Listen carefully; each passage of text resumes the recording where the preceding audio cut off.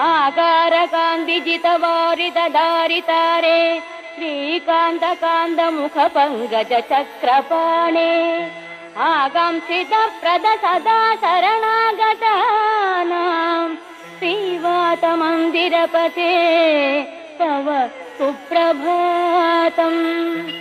श्रीराजमानसुमनो मकुटाग्ररत्ननीराजिताङ्घ्रियुग भक्तजनैकबन्धो नारायणाच्युत हरे भगवन्मुरारे श्रीवातमन्दिरपते तव सुप्रभातम्।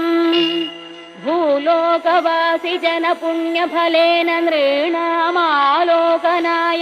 गुरुवायुपुरेऽभिरामे त्रैलोक्यनायक विभो त्वमिह विरासिः श्रीवातमन्दिरपते।